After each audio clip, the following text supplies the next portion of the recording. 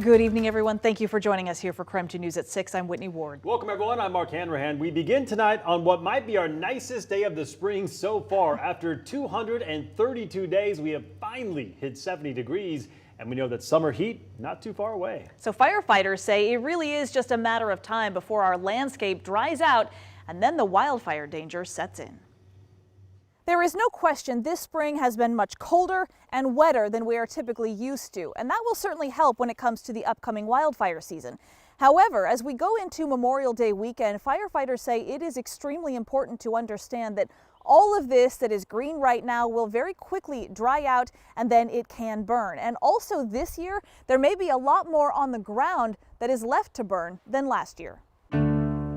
We have more dead trees this year than what we've seen in previous years, and part of that is a number of the trees died last year because of the drought conditions that they faced. So when you're looking around, does it feel like these trees are still as stressed as they were last year? They are under a lot of stress. This cool, wet moisture that we've had recently here this spring is helping.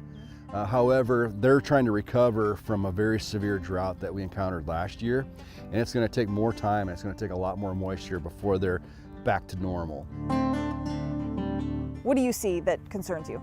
Yeah, if you look at the amount of grass that we have this year compared to last year we were in a pretty severe drought, one of the driest years on record. This year we've had a very cool spring and we've had enough moisture that the grass is really thriving and doing well. Eventually it's going to dry out. It's very thick and continuous, and it's going to help with the spread of fire. So we have young trees that they start to grow, but they're coming in really thick. So close together? So they're close together, they're bunched together. If you look at the canopy, the crowns of the trees, the limbs are interlocked. Fire can easily spread from the grasses up into these lower limbs and work their way in the crowns. So what we would ask property owners is if you have places that look similar to this on your property, is go in and prune the limbs, and they're more fire resistant trees that way. But when we talk about huge portions of the forest that isn't necessarily being maintained, how much of a concern is that? It is a great concern, and that's where we need the public's help to help us reduce human-caused fires. The number one human cause for wildland fires is generally escaped campfires. Also, debris burning is another issue where we have escaped debris burns.